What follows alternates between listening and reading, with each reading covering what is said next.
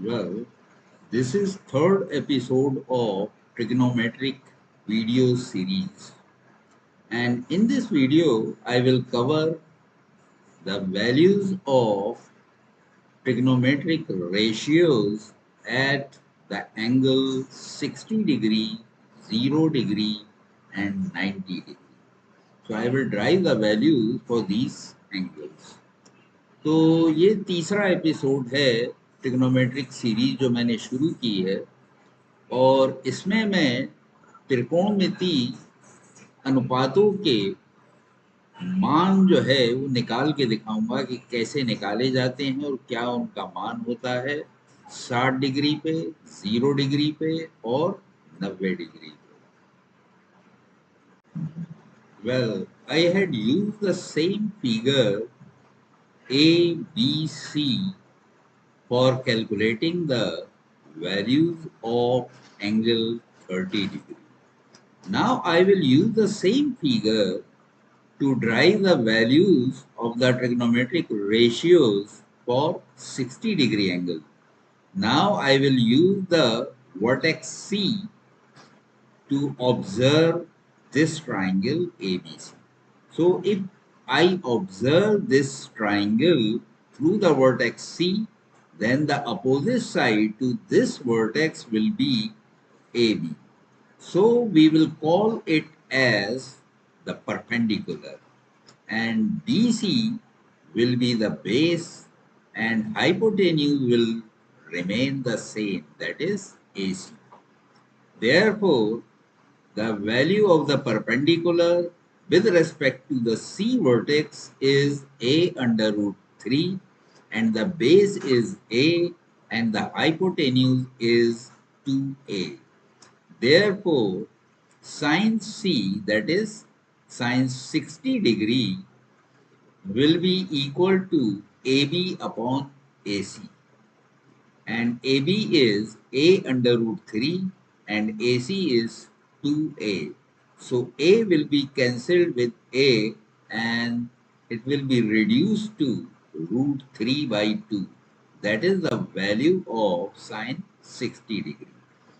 तो यहाँ पे देखिए हमने इसी आकृति को यानी ABC त्रिभुज जो है इसका प्रयोग किया था 30 डिग्री के मान निकालने के लिए. अब इसी का प्रयोग हम 60 डिग्री के मान निकालने के लिए करेंगे. तो अब हम शीर्ष C का प्रयोग करेंगे. तो जब शीर्ष C की तरफ से हम देखेंगे तो इसकी सम्मुख भुजा जो है AC है, सॉरी AB है. तो AB अब परपेंडिकुलर अर्थात लंब होगा.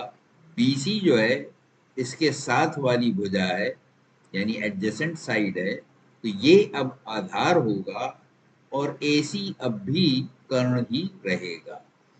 तो यानी 60 डिग्री के लिए यानी शीर्ष C के लिए लंब जो है A अंडर रूट 3 होगा, आधार A होगा और कर्ण 2A होगा.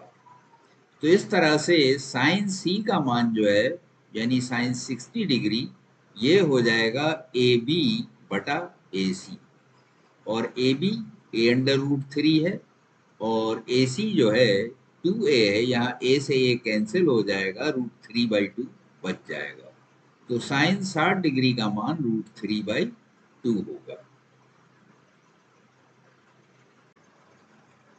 Now cos 60 degree, that is cos C, will be equal to BC upon AC. BC upon AC. And BC is A and AC is 2A. Therefore, A will be cancelled with A and 1 by 2 will be the value of cos 60 degree. तो यहाँ पे देखिए जब हम cos 60 degree निकालेंगे तो इधर से शीर्ष C की तरफ से देखेंगे और अब हमारा बेस BC होगा और कर्ण AC होगा. इसलिए cos 60 डिग्री का मान BC बटा AC हो जाएगा. और BC का मान यहाँ पे देखिए A है और AC का मान 2A है, तो ये नीचे आ जाएगा, A से A कट जाएगा और 1/2 रह जाएगा, तो cos 60 डिग्री का मान 1/2 हो जाएगा।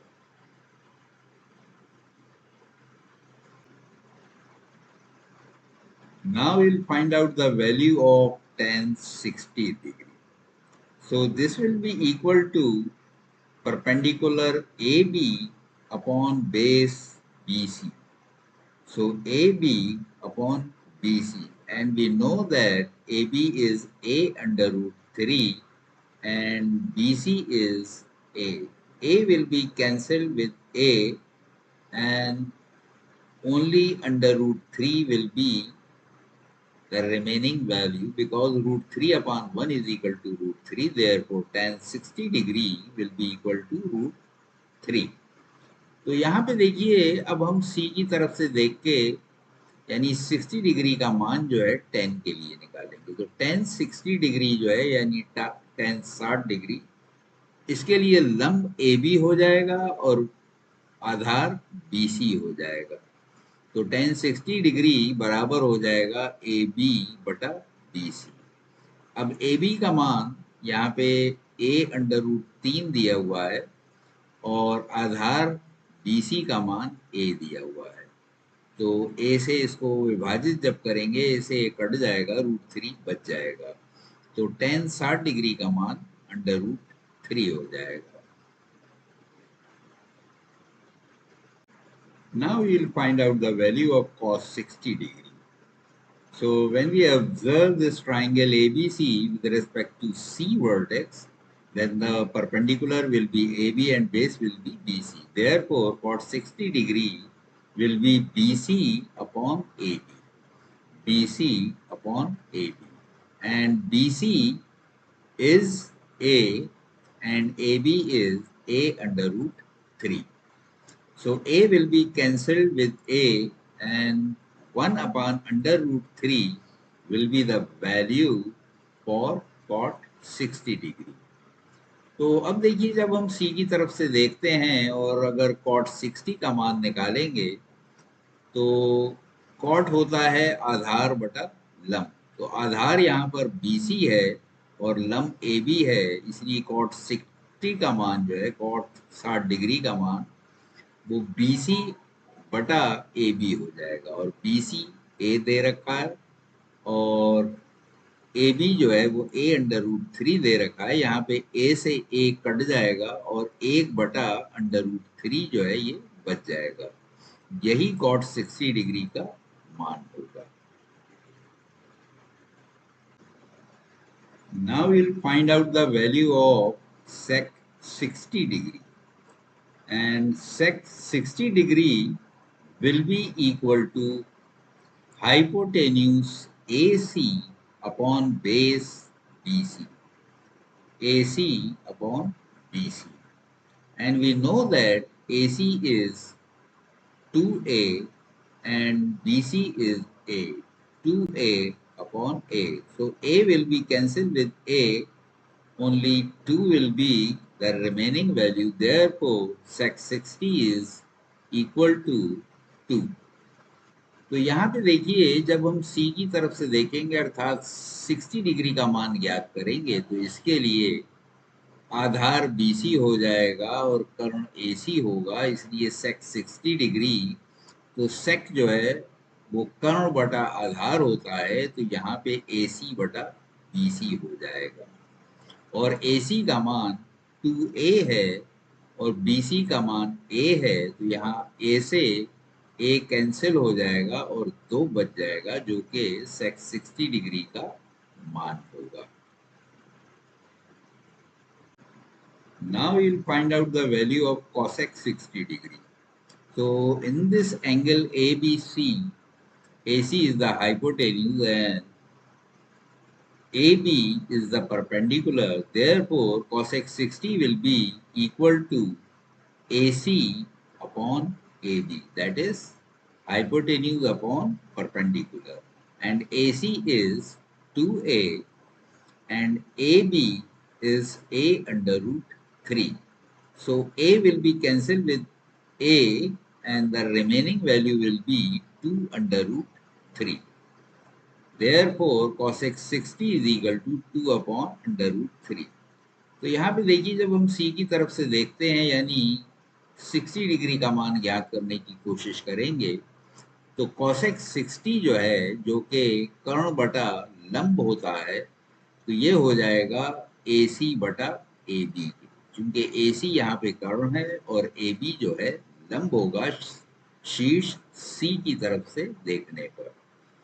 तो AC का मान यहाँ पे 2A दे रखा है इसलिए ये 2A रख दिया हमने और लंब जो है A अंडर रूट 3 है तो लंब की जगह A अंडर रूट 3 रख दिया। यहाँ A से A कट जाएगा और 2 बटे अंडर रूट 3 बच जाएगा। तो 2 बटे अंडर रूट 3 जो है ये कॉसेक 60 का मान होगा।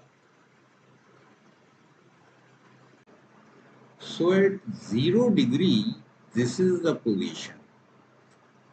That means the perpendicular is 0 and base and hypotenuse coincide. Both overlap each other. तो देखिए शून्य एंगल पर ये स्थिति होती है कि लंब जो है वो 0 हो जाता है और आधार और कर्ण एक दूसरे के ऊपर आ जाते हैं। अब जैसे ही हम इस एंगल को बढ़ाना शुरू करेंगे लंब बड़ा होना शुरू हो जाता है। ये देखिए लंब बड़ा होने लगा। Now you can observe that as we increase the angle, the perpendicular will increase and base will reduce. So just observe the pattern. And when it is 45 degree, both perpendicular and base will be equal. And when we keep on increasing, तो देखिए यहाँ पे 45 degree पे क्या होता है कि लंब और आधार जो हैं दोनों बराबर हो जाते हैं। और जब इसके आगे चलते हैं तो अब देखिए लंब बड़ा होता जा रहा है और आधार छोटा होता जा रहा है। तो 90 डिग्री की जब स्थिति करीब होती है तब क्या होता है, तब आधार बिल्कुल 0 हो जाएगा और लंब जो है वो कर्ण के लगभग बराबर हो जाएगा। So at 90 degree the hypotenuse and perpendicular coincide with each other, that means they will be equal and base will be 0.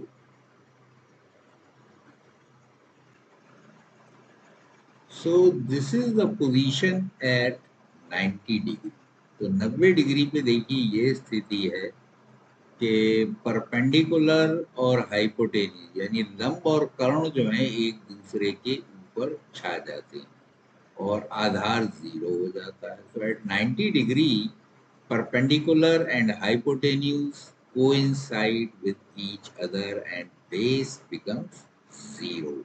And when we reduce this angle, you can observe now base is increasing and perpendicular is decreasing. So this is the phenomenon. Again at 45 degree, both are equal. So this is the position. Okay, at 90 degree, hypotenuse and perpendicular coincide and base becomes 0, and at 0 degree, the perpendicular becomes 0 and hypotenuse and base coincide with each other and becomes equal. तो देखिए 0 degree पे तो आधार और कर्ण दोनों एक दूसरे के बराबर हो जाते हैं और लंब 0 हो जाता है और 90 डिग्री पे कर्ण और लंब दोनों एक दूसरे के बराबर हो जाते हैं और आधार 0 हो जाता है। इस तरह से हम 0 डिग्री और 90 डिग्री के मानों की गणना करेंगे। Now we'll find out the values of 0 degree and 90 degree according to this theory. So at 0 degree, at 0 degree P यानी perpendicular will be 0 and base and hypotenuse both will be equal to R. And when we increase up to 90 degree, perpendicular and hypotenuse coincide and they become equal to the radius of the circle and base becomes 0.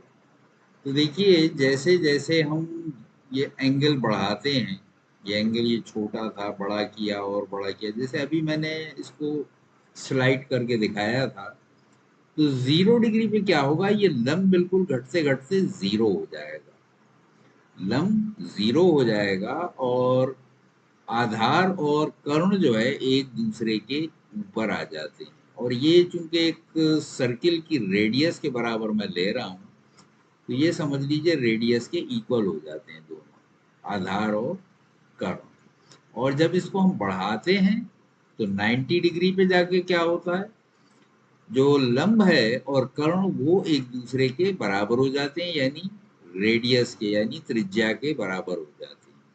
और base जो है यानी आधार वो घटते घटते 0 हो जाता है।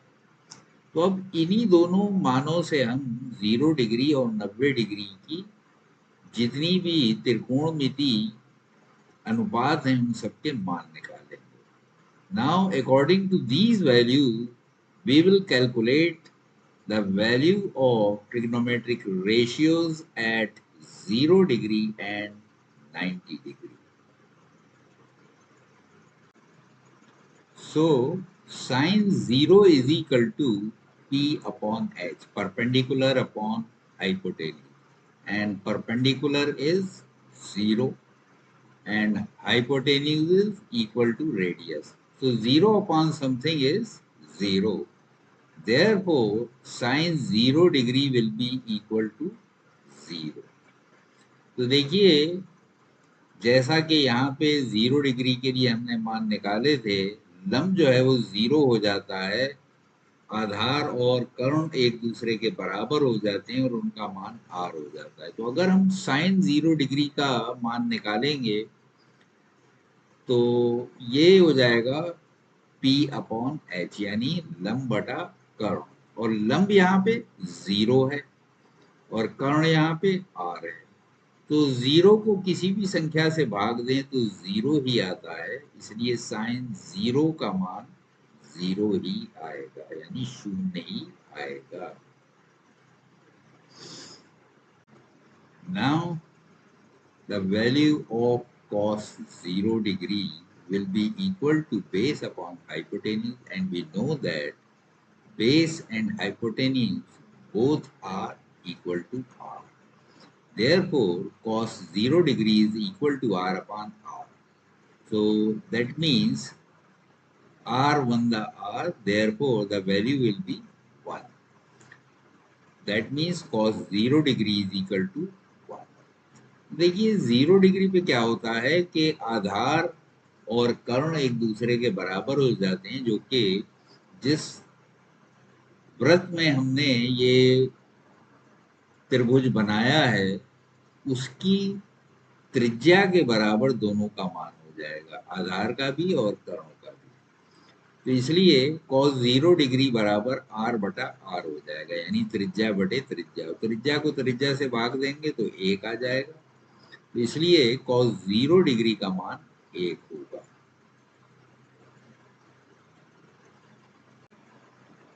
Now we will find out the value of tan 0 degree. So at 0 degree perpendicular is 0 and base and hypotenuse both are equal and those are equal to r. Therefore tan 0 degree, that is P upon B, will be equal to 0 upon r. And when we divide 0 by any number it becomes 0. Therefore tan 0 degree will be equal to 0.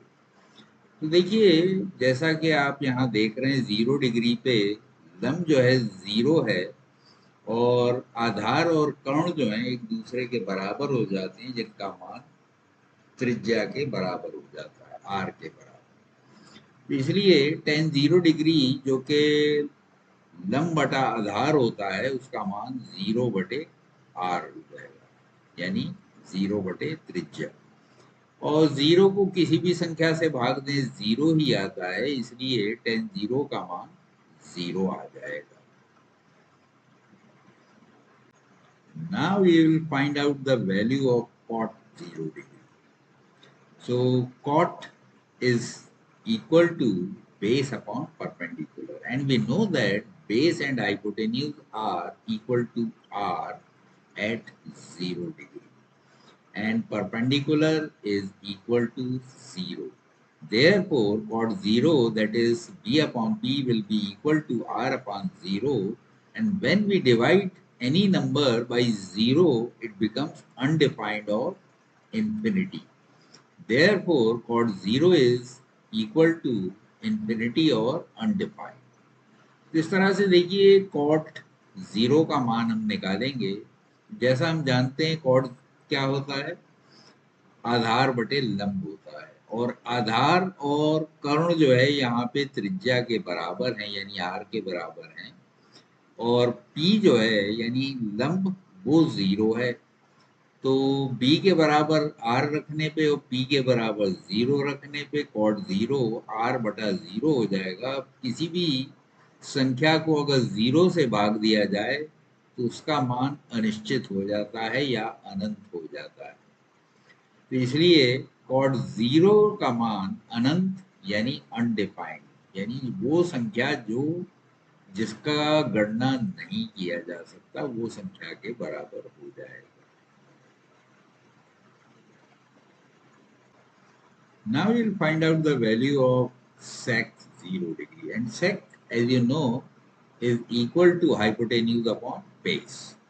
But in this case, both base and hypotenuse are equal to r, the radius, and perpendicular is equal to 0.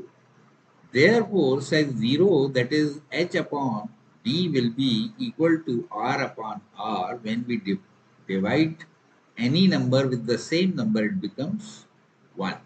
Therefore, sec 0 degree will be equal to 1. तो देखिए यहाँ पे अब हम sec 0 degree का मान निकालेंगे, और हमें पता है कि 0 डिग्री पे आधार और कर्ण दोनों ही त्रिज्या के बराबर हो जाते हैं, और सेक जो है वो कर्ण बटे आधार होता है, इसलिए दोनों की जगह उनका मान यानी आर रखने पे आर को जब आर से भाग देंगे तो 1 आ जाएगा, इसलिए सेक 0 का मान 1 हो जाएगा।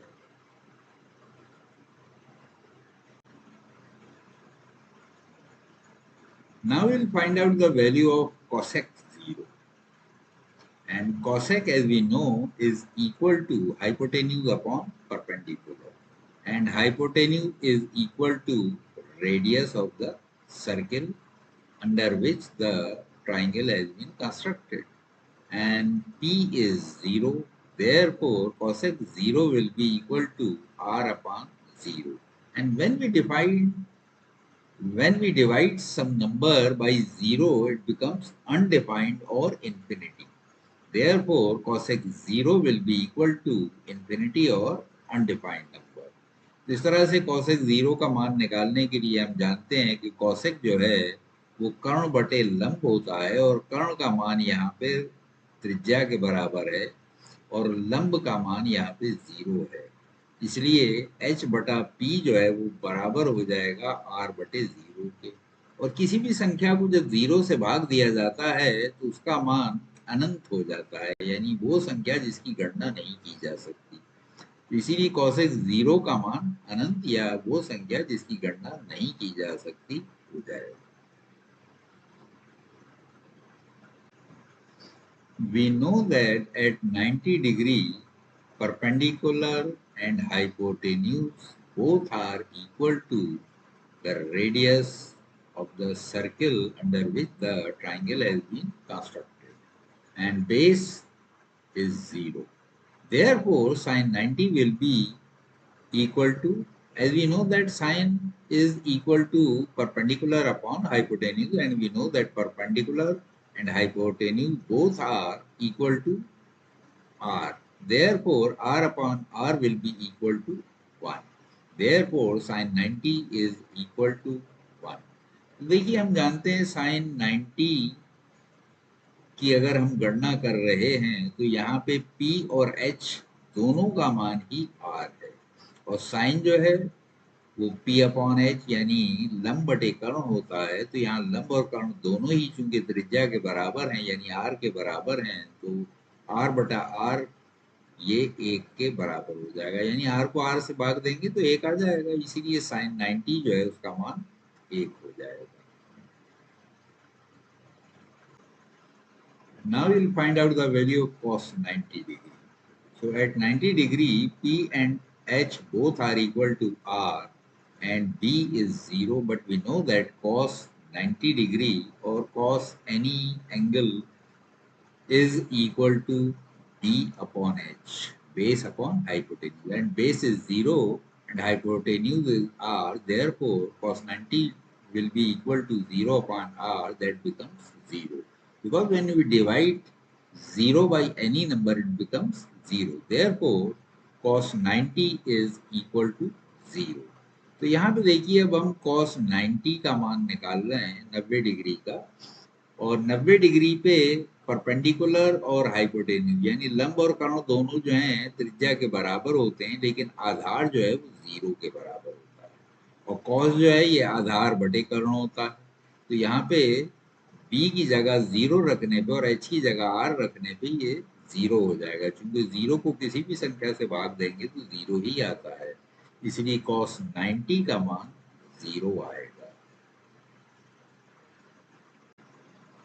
Now we'll find out the value of tan 90 degree. So at 90 degree, P and H are equal to R and B is 0. That means base is 0 and perpendicular and hypotenuse both are equal to R. Therefore, tan 90 is equal to, that is equal to P upon B, that is perpendicular upon base. So it will become R upon 0 because P is R and B is equal to 0. And when we divide any number by 0, it becomes undefined or infinity. Therefore, tan 90 will be equal to infinity or undefined number.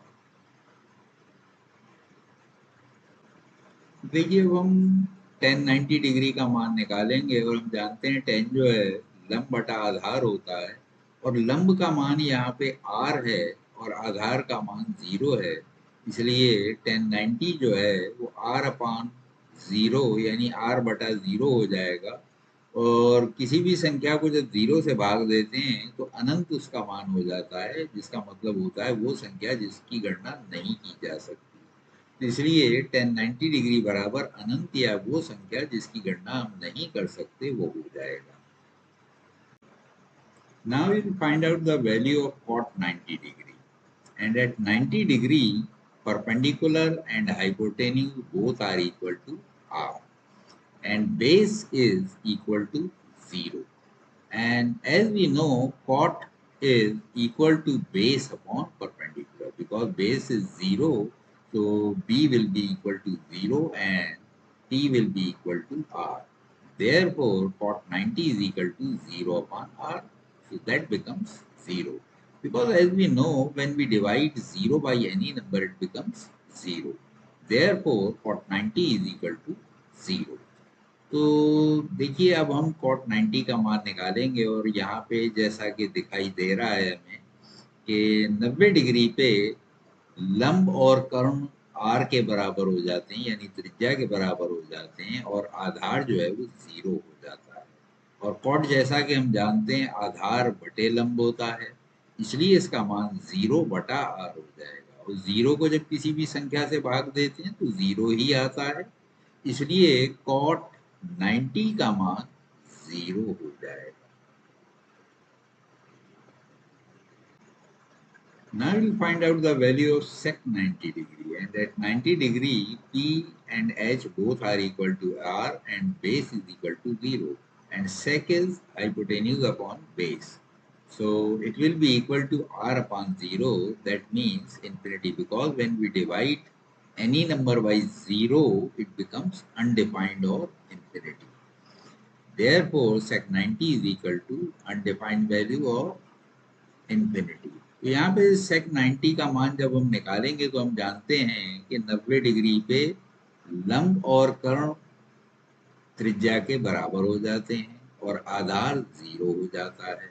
और सेक जो है ये कर्ण बटे आधार होता है, इसलिए ये बराबर हो जाएगा r बटे 0 के। और किसी भी संख्या को जब 0 से भाग दिया जाता है तो उसका मान अनंत या अनिश्चित हो जाता है, इसलिए सेक 90 का मान भी अनंत या अनिश्चित हो जाएगा। Now we'll find out the value of cosec 90. At 90 degree, P and H both are equal to R and base is 0. But cosec is hypotenuse upon perpendicular. That means it will be equal to R upon R. When we divide same number with the same number, it will becomes 1. Therefore, cosec 90 is equal to 1. तो यहाँ पे देखिए cosec 90 का मान निकालना था और यहाँ पे P और H यानी लंब और कर्ण दोनों ही R के बराबर हैं, आधार 0 है। तो cosec 90 का मान निकालेंगे तो R बटे R आ जाएगा, चूंकि H और P दोनों ही R हैं। और जब उसी संख्या को उसी संख्या से भाग देते हैं तो 1 आ जाता है, इसलिए cosec 90 भी 1 होगा।